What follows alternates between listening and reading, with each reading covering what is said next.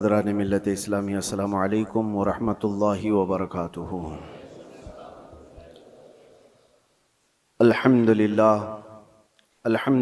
الحنان المنان الذي خلق الانسان وعلمه البیان، والصلاة والسلام على رسوله سید الانس والجان وعلى آلہ واصحابہ ذوی الخیر والاحسان، اما بعد فأعوذ بالله من الشيطان الرجيم، بسم الله الرحمن الرحيم۔ ومن نعمره ننكسه في الخلق أفلا يعقلون، صدق الله مولانا العظیم۔ بارگاہ رسالت مآب صلی اللہ علیہ وسلم میں درود پاک کا ہدیہ پیش کریں۔ اللہم صل علی سیدنا و مولانا محمد معدن الجود والکرم وآلہ واصحابہ الکرام وابنہ الکریم وبارک وسلم صلاۃ دائمۃ سرمدا ابدا۔ قرآن عظیم میں اللہ عز و جل ارشاد فرماتا ہے، سورہ یاسین کی یہ آیت ہے، ہم جس کو لمبی عمر دیتے ہیں اس کو اسی حالت کی طرف لوٹا دیتے ہیں جس میں وہ پہلے تھا۔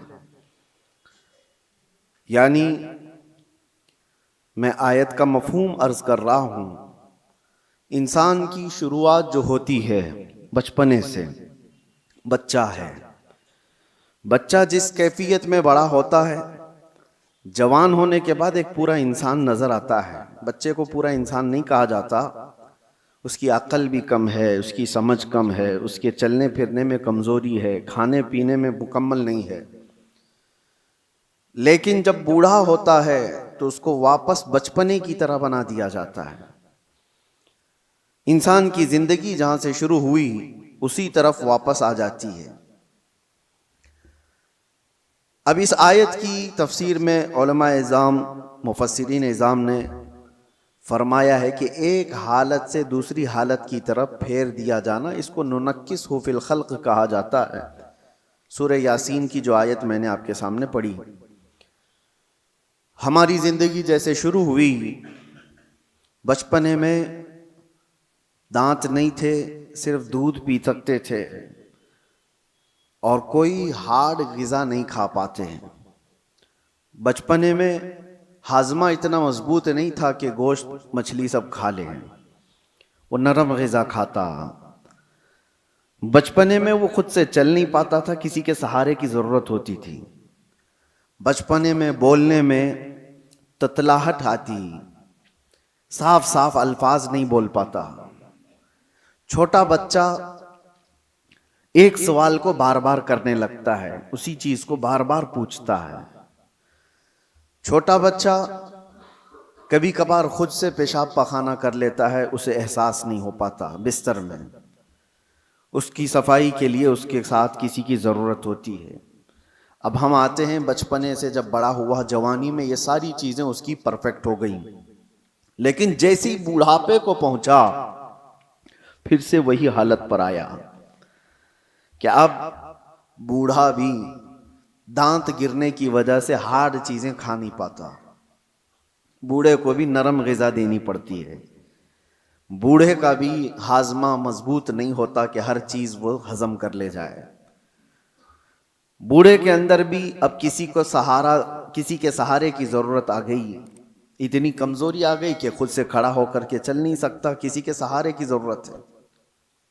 بوڑھے کے اندر بھی بھولنے کی عادت آ گئی، بوڑھے کے اندر بھی ایک چیز کو بار بار پوچھنے کی عادت آ گئی جو بچے کے ساتھ تھی۔ بوڑھے کے اندر پھر وہ مقام بھی آ گیا کچھ بوڑھوں کو کہ پیشاب پاخانہ نکلنے لگا اور ان کو پتہ بھی نہیں چل پا رہا ہے، کنٹرول ختم ہونے لگ گیا جسم کا، بستر پر ان کے پیشاب پخانے بھی ہو گئے۔ بہت سارے بوڑھوں کے ساتھ یہ معاملہ ہوتا گیا۔ وہ کہا کہ انسان جہاں سے شروع ہوا تھا پلٹ کر کے وہیں آیا ہے، انہی حالات کی طرف اسے لایا گیا ہے اور پھر اس کا خاتمہ ہو جائے گا۔ میں یہ بات اس لیے عرض کر رہا ہوں کہ غالباً ایسا لگتا ہے کہ دنیا بھی جس انداز سے شروع ہوئی تھی پلٹ کر کے اسی انداز پر آ جائے گی۔ آج کے حالات ہمیں یہ بتا رہے ہیں۔ اگر آج کے زمانے میں کسی سے کہا جائے کہ دنیا واپس اپنے پہلے مدار پر آ جائے گی، پہلے کیفیت پر آ جائے گی تو لوگ ہنسیں گے۔ دنیا کی پہلی والی کیفیت یہ ہے، زمین میں بیج بو، فصل آئے تو اناج نکالو، چکی میں آٹا پیسو اور روٹی بناؤ اور کھاؤ، نہ کوئی مشین کا تصور۔ پتھروں کو ٹکرا کر کے آگ جلاؤ اور دیے روشن کرو اور گھر کو اسی سے اجالا کرو، یہی پہلی کی کیفیت تھی۔ کپڑے اپنے ہاتھ سے سلو، باقی کوئی چیز نہیں تھی۔ گھوڑ سواری کرو، کوئی سواری نہیں تھی، نہ کار، نہ گاڑی، نہ پلین، نہ ٹرین، کوئی چیز نہیں تھی۔ جانوروں پر سواری کیے جاتے تھے۔ دنیا کی یہ پہلی کیفیت ہے۔ آج میں اگر کہوں کہ دنیا کی اسی پہلی کیفیت پر واپس آنا پڑے گا تو لوگ ہنسیں گے، ایسا کیسا پاسبل ہے؟ ممکن نہیں ہے۔ لیکن میرے عزیزو، آج میں ایک بہت اہم بات آپ کے سامنے رکھنے جا رہا ہوں۔ ہو سکتا ہے دنیا اسی پہلی والی کیفیت پر واپس آ جائے گی، اسی کیفیت پر جہاں سے شروع ہوئی تھی۔ آج کے حالات دیکھ کر یہ لگتا ہے پیٹروٹ میزائل اور نیوکلیئر ویپنز کے ذریعے سے پوری دنیا ایسی تباہ ہو رہی ہے۔ یہ تو ابھی ہتھیاروں کا استعمال پورا نہیں ہوا۔ جو ہتھیار یہ سپر پاور کنٹریز بنا کر کے بیٹھے ہوئے ہیں، ان کا ابھی استعمال نہیں ہوا ہے۔ 1945 میں جو نیوکلیئر کا استعمال ہوا تھا، اس کا اثر آج تک ہوتا ہے جاپان میں، ناگاساکی اور ہیروشیما میں۔ آج سے تقریباً 70 سال پہلے استعمال کی ہوئی چیزوں کا آج بھی اثر ہے۔ نسلیں وہاں کی لنگڑی لولی ہیں، زمین بنجر ہے کہ کبھی سبزہ نہیں اگے گا، اور اس زمانے میں بنایا ہوا وہ نیوکلیئر ویپن تھا۔ 70 سال کے بعد تو ٹیکنالوجی بہت آگے بڑھ چکی ہے۔ آج کے ان کے پاس جو نیوکلیئر ویپن ہیں، جو دانشور بتاتے ہیں کہ ایک کنٹری ہی جس کے پاس نیوکلیئر، امریکہ ہو یا رشیا ہو، وہ 9 بار دنیا کو تباہ کر سکتے ہیں۔ پوری دنیا کی بات کر رہا ہوں۔ اتنے ہتھیار وہ جمع کر کے رکھے ہوئے ہیں، ان کا تو ابھی استعمال نہیں ہے، بڑے بڑے میزائل کا ابھی استعمال نہیں۔ لیکن میں آپ کو جو بات چھیڑا کہ کیا دنیا واپس اپنے پہلی کیفیت پر آئے گی، میں آپ کو بہت کوئی پیشن گوئی کرنے والا، پریڈکشن کرنے والا، اس انداز میں بھوشمانی کرنے والا اس انداز سے نہیں بتا رہا ہوں۔ قرائن اور قیاس، آج ایک ہی انرجی پر آپ کی روک لگا دی جائے تو دنیا میں ہماری زندگی ٹھپ پڑ سکتی ہے۔ آپ کو پتا ہے تیل اور گیس کے معاملات میں آج دنیا جوجھ رہی ہے۔ صرف یہ انڈینز کا مسئلہ نہیں ہے، تقریباً دنیا کا۔ اور آپ کو اندازہ ہونا چاہیے یہ جو جنگ چل رہی ہے امریکہ، ایران، اسرائیل کے بیچ میں، سب کو خبر ہے، تقریباً آج انٹرنیٹ سے سب لگے ہوئے ہیں اور خبریں لیتے رہتے ہیں۔ ایران کے پاس ایک ہرمز اسٹریٹ ہے جس سے سارے شپس گزرتے ہیں۔ دنیا وہاں سے اپنے تیل اور گیس اور فرٹیلائزر کی کھپت کرتی ہے، لیتی ہے، دیتی ہے۔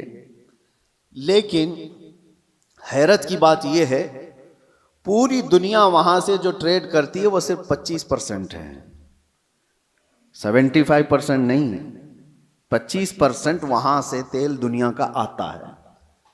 مجھے حیرت اس بات کی ہوتی ہے کہ ایران نے صرف 25% پہ روک لگائی تو ابھی دنیا اس کی حالت یہ ہے،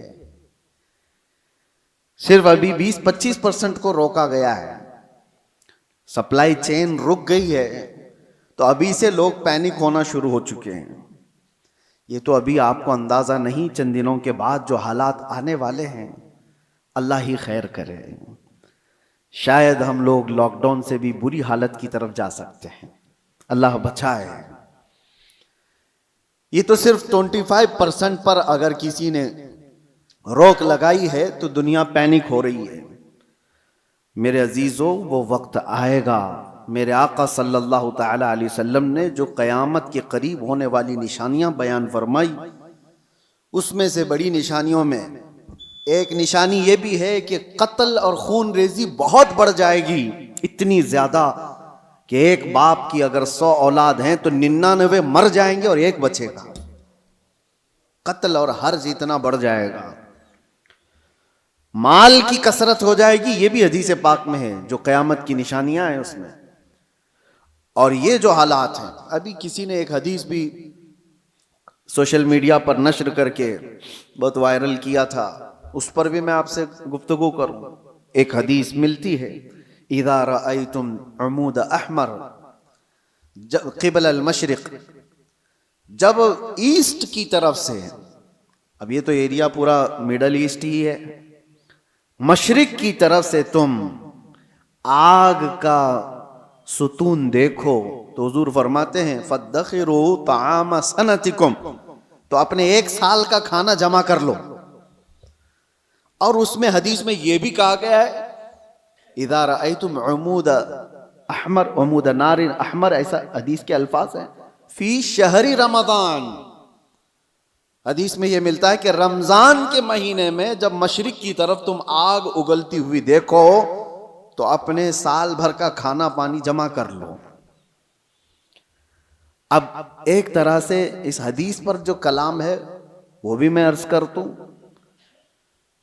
اکثر ائمہ اکرام نے اس حدیث کو ضعیف قرار دیا ہے، اور ضعیف احادیث بہت ساری اعمال میں مقبول ہوتی ہیں، لیکن جن ائمہ نے اس کو ذکر کیا، اب اس کی تشریح ہم یہ نہیں کہتے کہ جس آگ کا اور جس ستون کا ذکر آیا ہے وہ یہی جنگ کے متعلق ہے اور یہی ایران سے نکلنے والی آگ کا ہے، یہ ہم یقین کے ساتھ نہیں کہتے، لیکن الفاظ یہ ملتے ہیں کہ مشرق کی سمت سے اگر تم آگ کا مینار دیکھو، یہ میزائل جب اڑتے ہیں تو یہ آگ کا مینار ہی بن جاتے ہیں، آگ کا ستون بن جاتے ہیں.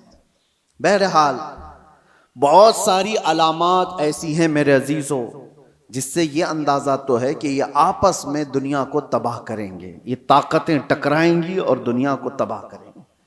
عام لوگوں کی موت کثرت سے ہوگی، بڑے لوگ اپنی اپنی سیکیورٹی اور اپنی حفاظت کا انتظام کر کے بیٹھے ہوں گے، عام انسانوں کو مرنے کے لیے چھوڑ دیا جائے گا. جنگوں میں سب کی تباہی ہے، کہنے کو تو امریکہ کل اعلان کر دے گا کہ ہم جیت گئے، جیت کس بات کی ہے؟ کیا انسانوں کے ہزاروں قتل کے بعد کوئی جیتتا ہے؟ ادھر بھی قتل ادھر بھی قتل، اور انسانوں کی موت کے بعد وینر کس کو کہا جاتا ہے؟ یہ تو صرف اور صرف اپنے نفس کو بڑا بنانے کا ایک ذریعہ ہے، باقی جیت کسی کی نہیں ہوتی. جنگوں میں مرتے ادھر بھی ہیں مرتے ادھر بھی ہیں، ہاں اتنا ہے کہ ادھر کم مرے ادھر زیادہ مرے، لیکن موت تو ہے. تو ناحق جو لوگوں کا قتل ہوتا ہے اور انسان اس میں مارے جاتے ہیں، یہ صرف اور صرف طاقتوں کے ٹکراؤ سے ہے. میں آپ سے ایک بات عرض کر رہا ہوں، اندازہ کرو کہ اگر دنیا نے تمہارے سپلائی چین کی نس کو تھوڑی دیر کے لیے روک لیا تو تم کیا کرو گے؟ ایک وقت وہ آئے گا جب مخبر صادق صلی اللہ تعالی علیہ وسلم نے فرمایا قحط اتنا زیادہ ہو جائے گا کہ لوگ ایک دوسرے کا گوشت کھانے کی کوشش کریں گے. قحط سالی ایسی آ جائے گی. ساری قحط سالی کس کو کہتے ہیں؟ قحط. ایک حدیث میں تو ملتا ہے کہ دجال کے آنے سے 3 سال پہلے پہلا سال ایسا ہوگا کہ زمین 1/3 حصہ سبزہ اگانا روک دے گی اور آسمان 1/3 حصہ بارش برسانا چھوڑ دے گا. اور دوسرا سال ایسا آئے گا کہ زمین آدھا حصہ سبزہ اگانا چھوڑ چکی ہوگی اور آدھا حصہ آسمان بارش برسانا روک دے گا. اور تیسرا سال ایسا آئے گا کہ زمین پورا حصہ سبزہ اگانا چھوڑ چکی ہوگی اور آسمان پورا ہی بند ہو چکا ہوگا، کوئی بوند قطرہ نہیں گرے گا بارش کا. اور اس وقت لوگ قحط میں ایسے مبتلا ہوں گے کہ ان کے پاس کھانے پینے کی کوئی چیز نہیں رہ جائے گی. یہ تو دجال کے ظہور سے پہلے کی علامت بتائی گئی ہے، لیکن کچھ روایات میں آپ کے سامنے یہ بھی رکھتا ہوں. جن چیزوں کے ہم ہیبیٹیٹ ہیں، عادی ہیں، ان چیزوں کے استعمال پر اگر روک لگی تو ہماری زندگی اتھل پتھل ہو جائے گی. آپ کو صرف ایسا لگتا ہے کہ گیس اور تیل کے رکنے سے کیا ہوگا، کسی انرجی انفراسٹرکچر پر حملہ ہونے سے کیا ہوگا. میرے عزیزو، آج جس سچویشن میں ہم ہیں ہماری زندگیاں پوری الٹ پلٹ ہو جائیں گی. ہم وہ لوگ نہیں ہیں جو چکی پیس کر کھانے والے تھے. آج مشینوں کے دور میں جینے والے لوگ ہیں. تمہارے پاس ایک چمچ مسالہ بھی بغیر مشین کے پیسا ہوا نہیں ہوتا. ہر چیز کے لیے تمہیں انرجی کی ضرورت ہے, ہر چیز کے لیے تمہیں کرنٹ اور تیل اور گیس کی ضرورت ہے. ایسی عادت ہمیں آج لگی ہوئی ہے. ہمارا کوئی کھانا بغیر مشینوں سے گزرا ہوا نہیں آتا, کوئی کھانا. ہاں صرف اور صرف قدرتی پھل فروٹ کھا لیے تو الگ بات ہے, باقی سارے جو کھانے کے جو ہمارے عادات ہیں یہ بغیر انرجی پروسیس سے نہیں آتے ہمارے پاس. کل کو جب یہ سواریاں رک جائیں گی, جب یہ نقل و حمل ایک جگہ سے دوسری جگہ جانے کے ٹرانسپورٹ اور کمیونیکیشن سب رک جائے گا, تو لوگوں کے اندر کا ایک پاگل پن باہر آئے گا. یہ تو یہ ابتدا ہے. دوسری ایک چیز, آج سے تقریباً 9 سال قبل میں نے ایک بیان میں عرض کیا تھا, کرپٹو کرنسی کا جو یہاں پر دنیا میں رواج لانے کی کوشش کی جا رہی ہے, اس سے کیا ہونے والا ہے. ایک بات میں آپ کو بتاؤں, ان قریب ایسے حالات آئیں گے کہ آپ کا مال و دولت سب ختم کر دیا جائے گا. آپ کے جیب میں جو یہ سکے اور پیسے ہیں ایک دن یہ سب نکل جائیں گے. ویسے بھی ابھی آدھے سے کم رہ گئے آپ کے پاس. آپ کی جو دولت ہے وہ سب آپ کے بینکوں میں ہے, اور آپ موبائل لے کر کے گھومتے ہیں یا اے ٹی ایم کارڈ لے کے گھومتے ہیں. آپ کو بینک نے صرف اتنا بتایا اتنے ڈیجٹ ہیں آپ کے پاس پیسے. آپ کو بھی یقین ہے 10 لاکھ روپے آپ نے بینک میں جمع کیا اور 10 لاکھ کا ڈیجٹ آپ کو بینک نے دے دیا آپ کے موبائل کے میسج پر, اور آپ کو یقین ہے میرے پاس 10 لاکھ ہیں. پکڑنے میں کچھ بھی نہیں آپ کے پاس, اور نہ ہی روز جا کر کے آپ بینک کا مشاہدہ کر رہے ہیں کہ میرے جو نوٹ دیا تھا وہ ہیں کہ نہیں ہیں کہ نہیں ہیں. آپ کو اس سے کوئی مطلب نہیں. بینکوں نے آپ کو ایک ضمانت دے دی کہ آپ کے اتنے پیسے ہمارے پاس ہیں. ضمانت کیا ہے؟ صرف میسج ہے, وہ ڈیجٹ ہے, وہ نمبرز ہیں. انہی نمبرز پر دنیا جی رہی ہوگی. ابھی یہ رواج اور بڑھتا جائے گا. آپ جو کیری کرتے تھے سکے اور نوٹ وہ بھی ختم کر دیے جائیں گے. کچھ نہیں ہوگا کسی کے پاس, اور سارا ٹرانزیکشن آپ کا جو چلتا ہے وہ انٹرنیٹ سے چلتا ہے. جس دن انٹرنیٹ کو شٹ ڈاؤن کر دیا جائے گا سارے کے سارے فقیر ہوں گے, کسی کے پاس کچھ نہیں ہوگا. ان کے ہاتھوں میں نہ کوئی رقم ہوگی نہ کوئی پیسہ ہوگا, کیونکہ سب کچھ ان کو بتایا گیا تھا کہ بینک میں اتنے ڈیجٹ ہیں ہمارے پاس. اس کی کیا شیورٹی ہے کہ کبھی انٹرنیٹ بند نہیں ہوگا؟ اس کی کیا گارنٹی ہے؟ میرے عزیزو, اسی لیے پہلے کے دور میں لوگ درہم اور دینار رکھتے تھے. درہم اور دینار کیا ہوتے ہیں؟ درہم چاندی کا سکہ ہوتا تھا اور دینار سونے کا سکہ ہوتا تھا. حکومتیں چاہے جتنی بھی بدل جائیں, دینار کو آپ میلٹ کرتے تو سونے کی ویلیو ہمیشہ رہتی, چاندی کی ویلیو ہمیشہ رہتی. لیکن یہودیوں نے درہم اور دینار کو ہٹا کر کے کرنسی نوٹ لائے. کاغذ کے ٹکڑے جو آج ہماری جیب میں ہیں, 100 کا ہے, 200 کا ہے, 500 کا ہے, 2000 کا, جو بھی نوٹ ہیں, ڈالر ہو کہ یورو ہو کہ پاؤنڈ ہو کہ روپیہ ہو, سب کاغذ پہ ہیں. اور اس کاغذ کی ویلیو صرف اس لیے ہے کہ گورنمنٹ نے کہا ہے اس کی اتنی قیمت ہے, اور جس رات کو اعلان کر دے کہ کل سے یہ نوٹ نہیں چلنے والی, وہ سارے کچرے کے بہاؤ میں بھی نہیں جاتے. وہ کاغذ کے ٹکڑے ہیں, ردی پیپر ہو جائیں گے جس دن اعلان ہو جائے, اور ہو چکا ہمارے ہاں. تو ایک بار رات میں اعلان ہو گیا کہ 500 کی نوٹ, 1000 کی نوٹ بند ہو گئی, ختم ہو گیا. وہ پیپر کہاں ہے آج؟ یا اس وقت کے 2016 سے پہلے کے وہ 500 1000 کی نوٹ لے آؤ, آپ کو پکڑ کے لے جائیں گے. اس کی کوئی ویلیو نہیں ہے, اس کی کوئی حیثیت نہیں. تو وہ کاغذ کے ٹکڑے.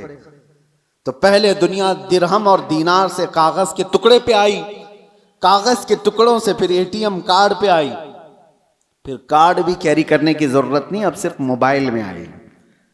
آپ موبائل سے سارا ٹرانزیکشن کرو, ادھر سے میسج ادھر گیا, ادھر سے میسج ادھر آیا. باقی حیرت ہوتی ہے, کبھی ہم ٹیکسی میں بیٹھے ہیں 500 روپے ہو گئے, نہ میں نے جیب سے کچھ نکالا نہ اس نے لیا, ادھر سے میسج ادھر گیا, اس کو بھی یقین ہے میرے پاس 500 آ گئے.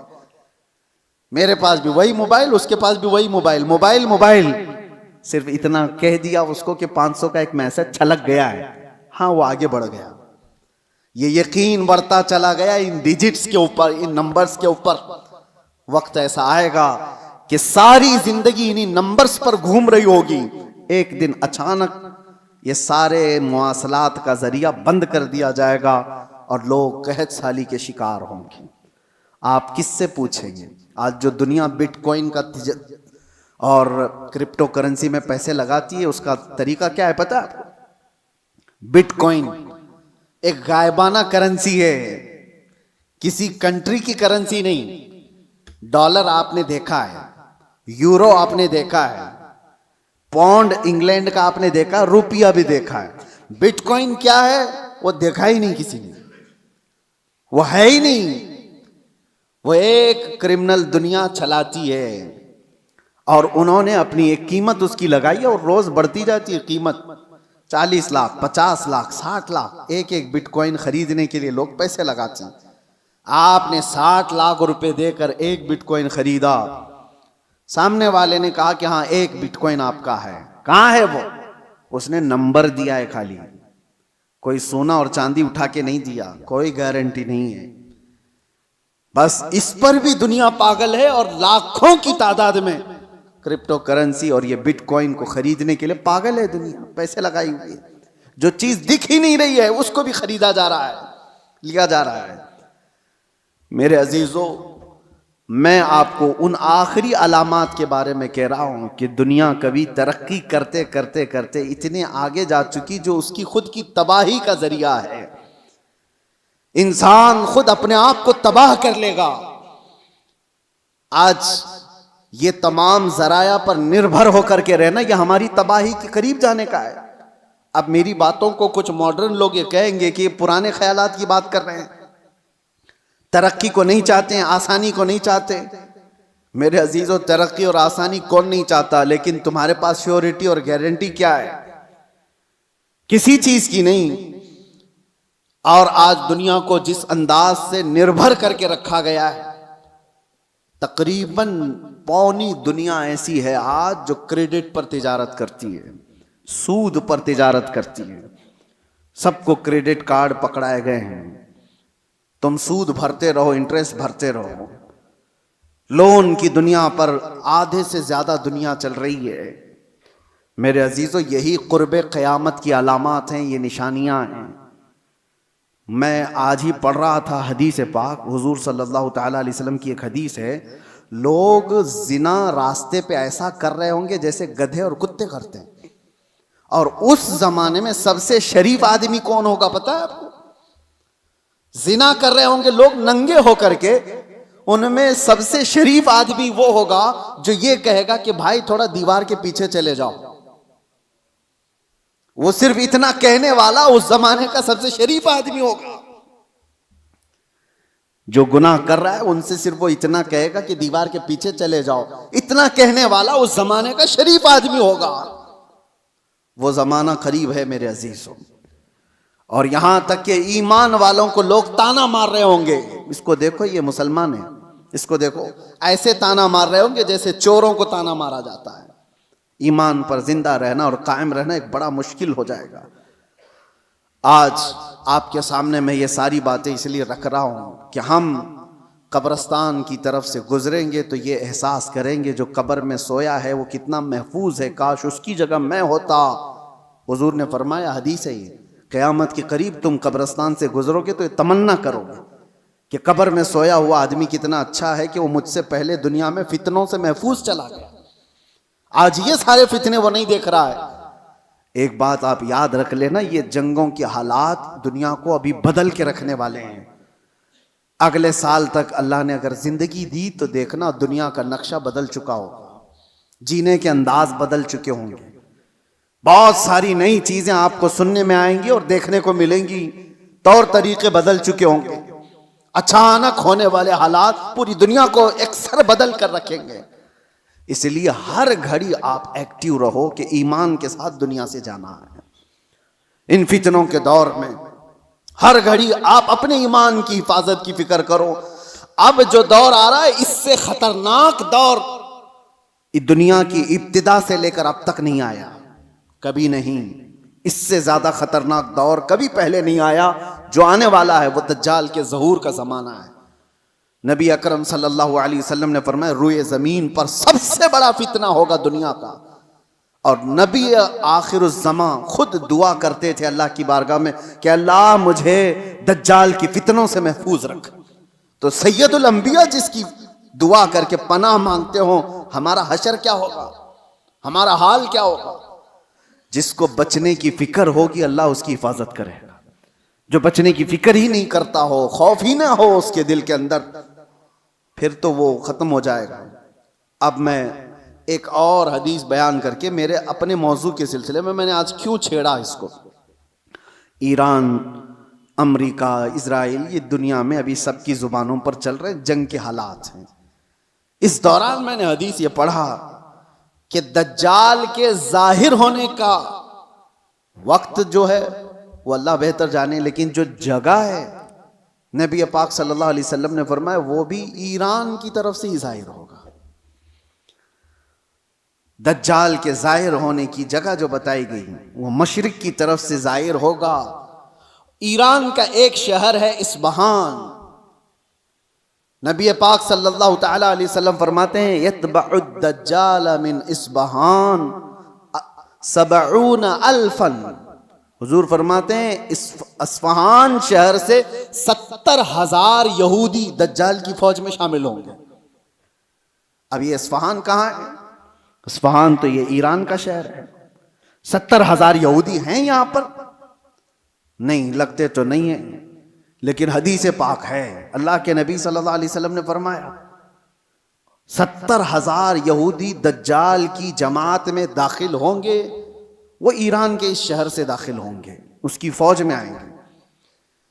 ہو سکتا ہے لوگ میرے اس بیان کو یوں کہہ رہے ہوں کہ یہ ایران کے خلاف بول رہے ہوں. میرے عزیزو، آج جن حالات اور جو کیفیت کو ہم دیکھ رہے ہیں، ہم مظلوموں کے ساتھ کھڑے، ظالم کے ساتھ کبھی نہیں کھڑے ہوں گے.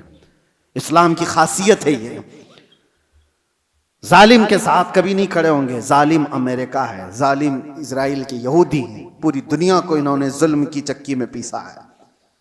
لیکن ایران کی جو کیفیت ہوگی، 70,000 یہودی وہاں سے نکلیں گے اور دجال کی جماعت میں آئیں گے، تو اتنا لگتا ہے کہ غالباً ایران پر یہودیوں کا ایسا قبضہ ہوگا، تبھی تو وہاں 70,000 یہودی ہوں گے. وہ دور آئے گا. آج جس حالت میں ایران لڑ رہا ہے، چند باتیں لوگوں کو خوش کر رہی ہیں. ایران نے اتنا ٹھوکا، اتنا مارا، ہو سکتا ہے، اور یہودیوں کو اور سپر پاور کو گھٹنے ٹیکنے پر مجبور کیا. یہ وقتی طاقت ہو سکتی ہے اور اللہ کامیابی دے. ہم اس کے خلاف نہیں ہیں، لیکن حدیث پاک، مجھے اس حدیث پاک سے یہ لگتا ہے وہ وقت آئے گا جب ایران پر یہودیوں کا ایک غلبہ ہوگا، تبھی تو وہاں سے دجال کی جماعت میں لوگ شامل ہوں گے. دوسری حدیث یہ بھی میں بتاؤں، امام مہدی جب ظاہر ہوں گے تو فرمایا گا امام مہدی کی جو فوج ہوگی وہ قسطنطنیہ کو فتح کرے گی. قسطنطنیہ کیا ہے؟ کانسٹنٹائن جس کو کہا جاتا ہے، یہ استنبول شہر ہے جو آج کا ترکی کا شہر. اب حدیث سنو، استنبول شہر کیوں فتح ہوگا؟ وہاں تو مسلمان ہیں. آج جو حالات ہیں استنبول میں، اذانوں کی آوازیں گونج رہی ہیں، لوگ نماز پڑھ رہے ہیں، پھر امام مہدی کیوں فتح کریں گے؟ لگتا اس سے بھی یہ ہے کہ یہ بھی شہر مسلمانوں کا نہیں ہوگا اس وقت، یہ بھی عیسائی اور یہودیوں کے ہاتھ میں جا چکا ہوگا، اور امام مہدی کے زمانے میں اس کو فتح کیا جائے گا. اور حدیث کے جو الفاظ ملتے ہیں، ترتیب پہلے کیا ہونا ہے، امام مہدی ظاہر ہوں گے، وہ دمشق کی طرف لوگوں کو لے کر جائیں گے، اور پھر یہ جنگ ہوگی اور فتح قسطنطنیہ ہوگا، یعنی استنبول فتح ہوگا. وہ تو صرف 2 تکبیر پر فتح ہو جائے گا، یہ روایت میں ملتا ہے. امام مہدی اور مومنین کی جو جماعت ہے وہ شہر کے باہر کھڑے ہو کر اللہ اکبر کہے گی، آدھا شہر فتح ہو چکا ہوگا. دوسری بار اللہ اکبر کہیں گے، شہر فتح ہو چکا ہوگا. بڑی جنگ کا ذکر نہیں ہے، اور فتح ہو چکا ہوگا. اسی وقت یہ افواہ پھیل جائے گی دنیا میں کہ دجال ظاہر ہو گیا ہے اور اس کا فتنہ مشہور ہو گیا ہے. تو امام مہدی کے ساتھ جو لوگ ہوں گے وہ دجال کے مقابل میں وہیں سے نکلیں گے. تو امام مہدی کے متعلق جو بات ہے، ابھی جو میں نے کہا قسطنطنیہ، یہ بھی استنبول شہر اس وقت شاید ہم مسلمانوں کے ہاتھ میں نہیں ہوگا، تبھی تو فتح ہوگا. اور تیسری ایک خاص بات، جو بات میں نے چھیڑا تھا، حضور فرماتے ہیں جو مجاہدین اس اخیر زمانے کی جنگ میں شریک ہونے والے ہیں، حضور فرماتے ہیں اللہ نے ان پر آگ کو حرام فرما دیا. روئے زمین کے بہترین لوگ ہوں گے جو امام مہدی کی فوج میں شامل ہو کر مقابلہ کر رہے ہوں گے دجال سے. لیکن ساتھ میں حضور فرماتے ہیں، اب سنیے توجہ، جس جملے پر مجھے بہت زیادہ تعجب ہے، فرماتے ہیں حضور کہ میں یہیں سے ان کے گھوڑوں کے رنگ کو بھی دیکھ رہا ہوں. نبی پاک صلی اللہ تعالی علیہ وسلم مخبر صادق ہیں، وہ غیب کی خبر جانتے ہیں، بعد کے حالات دیکھ رہے ہیں، اللہ نے ان کو علم عطا کیا. یہ سب اپنی جگہ پر، یہ ہمارا عقیدہ ہے. لیکن اس جملے پر توجہ کرے، کیا اس زمانے کی فوج گھوڑے پر بیٹھی ہوگی؟ حضور فرمانے میں ان کے گھوڑوں کا رنگ دیکھ رہا ہوں. تو اسی حدیث سے مجھے یہ کہنا پڑا شاید دنیا جہاں سے شروع ہوئی تھی وہیں سے واپس آ جائے گی. دور ایسا آ جائے گا کہ جہاں سے دنیا شروع ہوئی تھی وہ گھوڑ سواری تھی، سواریاں تھیں، لڑائی کے دور بھی تلواروں کے تھے، نیزے اور بھالے کے تھے، میزائل اور یہ سارے جیٹ طیارے نہیں تھے.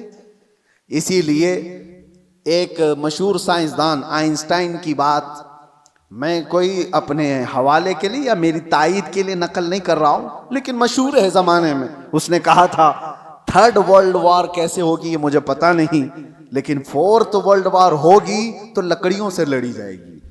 تو اس سے پوچھا گیا ایسا کیوں؟ کہا تھرڈ ورلڈ وار میں دنیا اتنی تباہ کر دیں گے یہ لوگ نیوکلیئر پاور سے کہ کچھ بچا ہی نہیں ہوگا، اور بعد میں جو لوگ بچے ہوں گے وہ لکڑیوں سے لڑیں گے. یا اس کے اپنے پریڈکشن ہو سکتے ہیں، میں اپنی تائید میں نہیں کہہ رہا ہوں، لیکن حدیث پاک حضور پاک صلی اللہ تعالی علیہ وسلم فرماتے ہیں. اور یہ ایک حدیث یہ بھی ہے کہ دجال جس گدھے پر سوار ہوگا وہ بھی حدیث میں اس کا ذکر ہے کہ وہ 1 میل تک ایک قدم رکھے گا، اور اس کی بھی سواری کا ذکر ہے.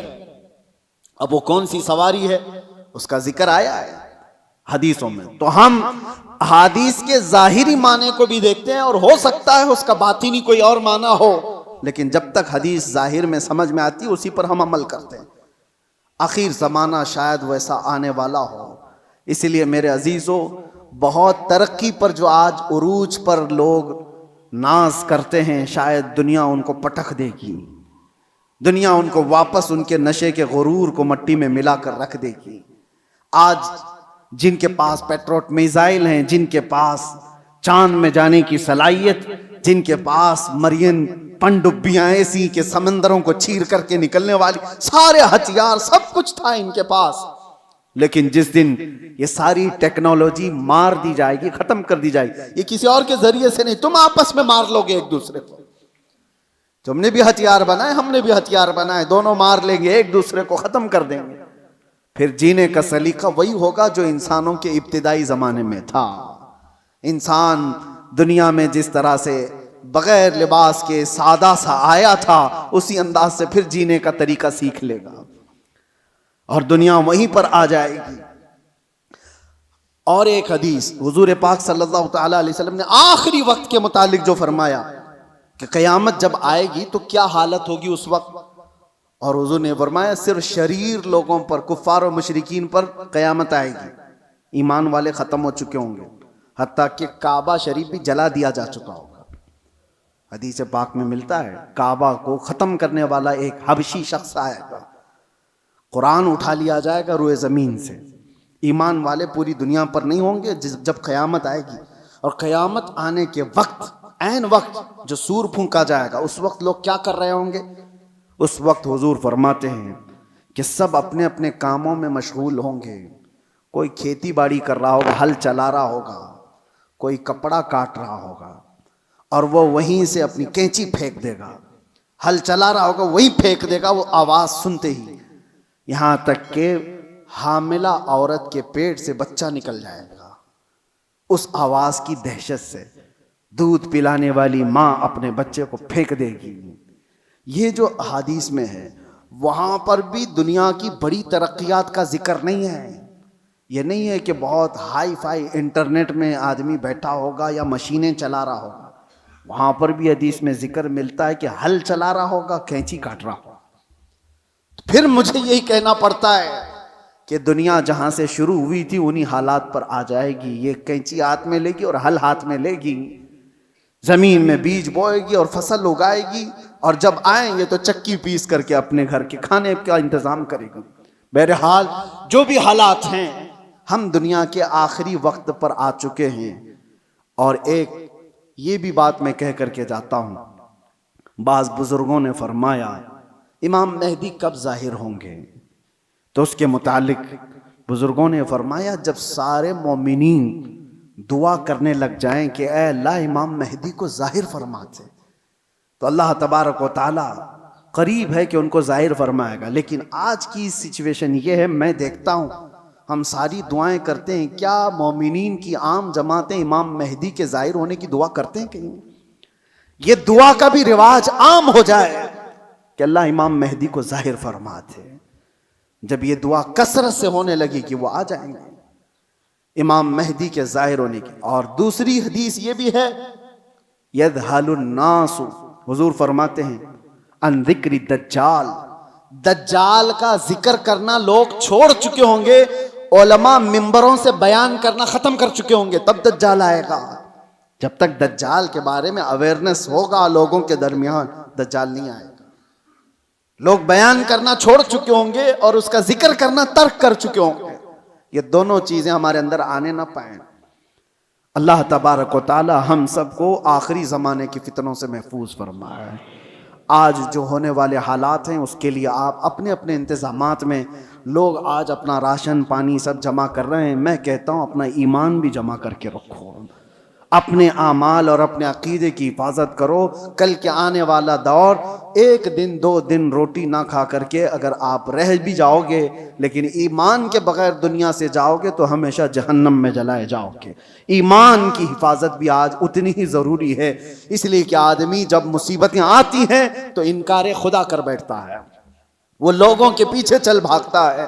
وہ دور آئے گا جب لوگ اپنے مال کی طرف تمہیں بلائیں گے، تمہارے پاس ہوگا کچھ نہیں تو بھاگو گے ان کے پاس، اپنا ایمان بھی بیچ دیں، سب کچھ، کہ مجھے میرے بچوں کو کھلانا ہے، میں آج اس کے پاس جاؤں گا، اس کے پاس مال ہے، اس کے پاس کھانا پانی ہے، اس کے پاس راشن ہے، یہ سب کچھ دے رہا ہے۔ یہ کہا گیا کہ دجال روٹیوں کے پہاڑ لے کر چلے گا۔ جب دنیا میں قحط ہوگا، لوگ کھانے کے محتاج ہوں گے اور دجال کے پاس غذا کے پہاڑ ہوں گے، چل رہے ہوں گے ساتھ میں، دنیا بھوکی اس کے پیچھے لپک جائے گی کہ روٹیوں کا پہاڑ اس کے ساتھ ہے، تو کھانے کا ذخیرہ جس کے پاس ہوگا دنیا پاگل کی طرح اس کی طرف لپک جائے گی۔ تو آنے والا دور اگر قحط کا ہے تو آپ یہ بھی ایمان رکھو کہ جہاں کھانا بٹ رہا ہے وہاں ایمان والا نہیں جاتا، جہاں میرے مصطفیٰ کی محبت بٹ رہی ہے بھوک کو ترک کرے گا، میرے آقا کے قدموں کو اختیار کرے گا۔ اللہ تعالی ہمیں حضور کے قدموں میں زندگی عطا فرمائے، ایمان کے ساتھ زندہ رکھے اور ایمان کے ساتھ اس دنیا سے اٹھائے۔ وآخر دعوانا ان الحمد للہ رب العالمین۔ السلام علیکم۔